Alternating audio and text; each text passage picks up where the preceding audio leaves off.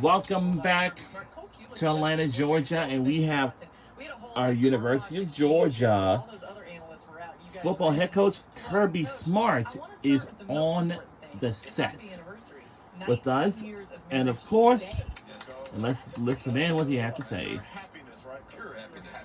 And yeah. Never been wrong. Well, just ask her. All you men out there, that is the best advice you could get for anything in your marriage. How'd that go over today? You're celebrating your anniversary here at Media Days. Thank God I didn't schedule it. You know what I mean? Like, the day came, they said, well, you're going to be on Tuesday. I was like, oh, boy. Uh-oh. That's not going to go over well with the boss. Listen, you did great up there at the podium, though, so that's what matters. What's important, you feel like, here to communicate to the media? It felt like you had a few, every year you got a few of these lines, a few of these things you're trying to get out there. So just tell us the thought behind all those. Well, I want our team to be energized. I want to play with fire, passion, and energy. The best players I've been around do that. So we're trying to put a premium on that and try to do it better than everybody else. My point today is just, like, if you don't love the game, don't come to Georgia. If you don't want to be coached and you don't want to be coached hard, don't come to Georgia. I just want you to love the game. And the guys that do that, they tend to, like, we'll coach them to go the right direction. I just need them to do it with a lot of passion and energy every day. And sometimes you don't get that. Yeah, our Georgia football team, like the whole team, had 11-3, 16-2 SEC record last season. So yeah. I want to ask you about the last year. Especially with your father, what you went through with that, his impact on you, and the fact that I love seeing your son with you on the sidelines all the time. I know family is important to you.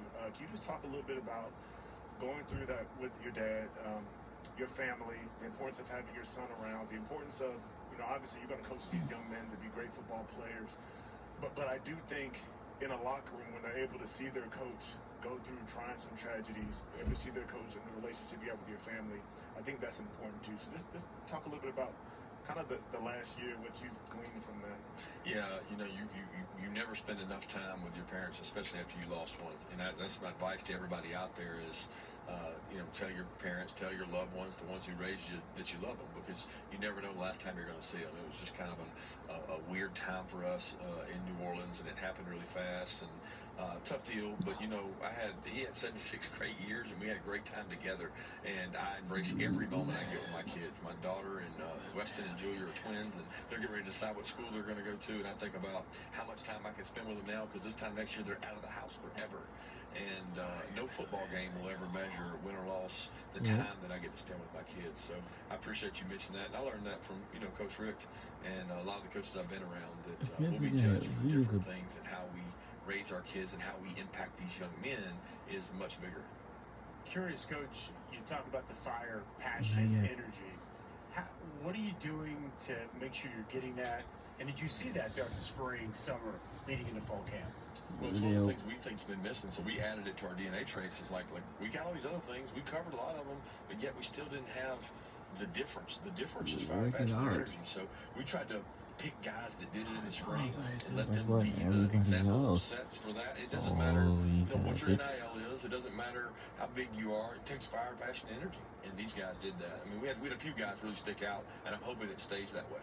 Coach, I had a chance to be on the sideline for the SEC championship game. By the way, I got a couple film sessions, specifically the Texas game that I like to put on, where I can see fire and energy from your guys. It was different, but I understand more consistently you want them to get there. On the sideline for the SEC championship game, we don't know what's going to happen with the quarterback coming out from halftime. But we watched your sideline when it was announced that Gunner was going to be the guy. Coach, that group changed.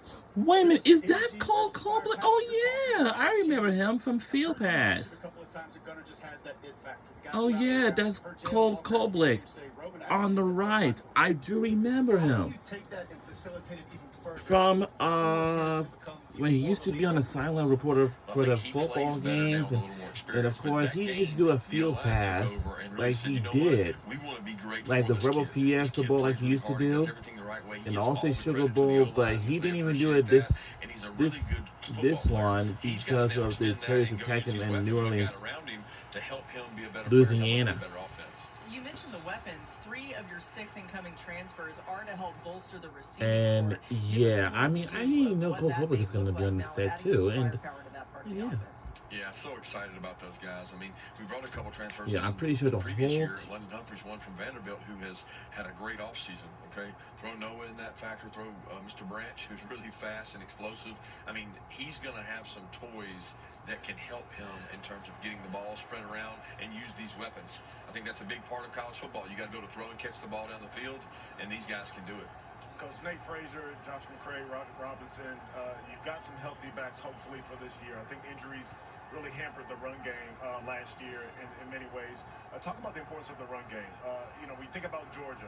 You know, it's running the football, it's playing defense, it's play action, it's big shots, it's explosive plays, Hey, my pass game, as gosh. well as the run game. This offseason, what has been the emphasis like as far as establishing that run game this season?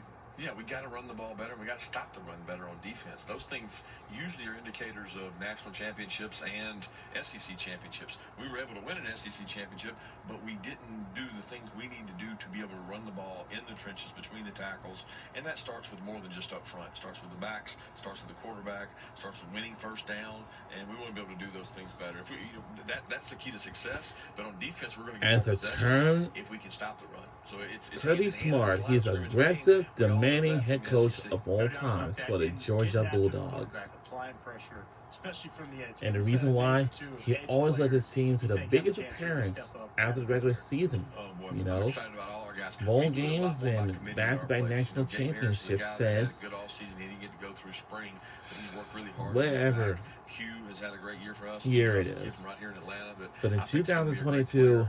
they Some of our did. inside guys. We've got good 2023, guys up front. We lost he's a done it lot. again. Ty Ingram Dawkins, Michael Williams, Jalen Walker, but we've got good players, and we're going to have good scheme to help those guys get one-on-one matchups. Have you had a center that's going to know the offense better than this? I'm pretty sure when we used to watch that game last year, like Texas Well, he's under a lot of pressure Georgia at home, I assure you of that. game, He's got it was great kind of pedigree, pretty and he loves the intense game of because I football, think so. in one of those quarters, 30 defensive some players Texas football drafted fans in are the just past 5 NFL drafts. dropping, Every time we're at the draft, we see you. We know like, that you're no, gonna actually hold throwing guys balls to or you. objects You're into the 11 field. first rounds of those drafts. That's not It's a necessary. blessing, How right? rude Because it you they wanna be able to did. recruit and get guys in, No so one you should not allow you fit to into be the NFL. doing There's all an that. obvious pipeline there, but how do you balance just They replacing depth? absolutely I don't think cannot anyone's do done that. it as well as y'all Because have, whoever and I'm did just all curious that, what they the will thought process prohibit was somebody or behind it. whoever Well, I think it's a from strategy the of athletic events meeting the throughout kids the before school you year. It's sign them not and getting to know unfair them a for little better. It's them. not just pure talent. Go I sign the best player. Does he suggested fit us? keep Does he their fit our transfer scheme? them Big until they Schumann, get out of the Chimera, stadium Trey first Scott, the or before they defensive come staff out. does a That's tremendous all. job. Dante and T-Rob of we need this prototype player. We need size, Of speed, course, the we need following length, year, guys that don't miss tackles. Where do we get kids that buy into playing the number of snaps we play, rotating guys, playing lots of players? That's what you want to do on defense, so you keep guys happy.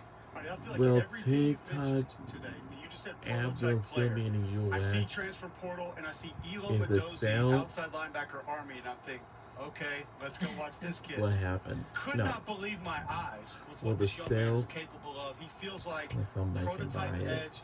I've seen him drop in space. He can handle that. Everything you mentioned about tenacity, playing hard. I mean, the guy's chasing plays down from 45 yards away. How did you find out about him, and how do you see him fitting into your defense? Well, we knew about him in high school. He was from just south of the Jacksonville area. It's Ello. So He's a receiver, right, in high school? he's played it all. He's played it all. But Hello. people are going to know that name. People are going to know that name before the year's over, and I'm sure he's going to get people to pronounce it the right way. But he's a tremendous kid. He's a hard worker, really good athlete. We're looking forward to watching him flourish in this system. Going back to spring meetings, you had said one of the most important things is getting the portal window down to 1, getting that right.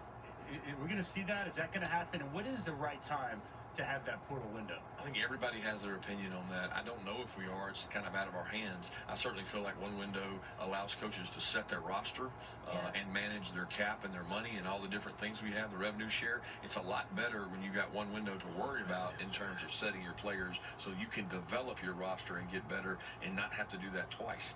But we'll see, because that's not something that the coaches control. It makes too much sense, so Yeah. hopefully they'll make that change. I want to throw Georgia's schedule up here a little bit because, Coach, this time last year, there was a lot of conversation around how difficult your schedule was, right? It was a gauntlet. I'm So not once saying again, this let's is take a not look at the gauntlet, so schedule please again hear for me the Georgia correctly here. Bulldogs, their football But team is schedule. there anything First you game we'll can take say on March about 5th. It's just going to be being able awesome. to It's going to be on host August Alabama? 30th.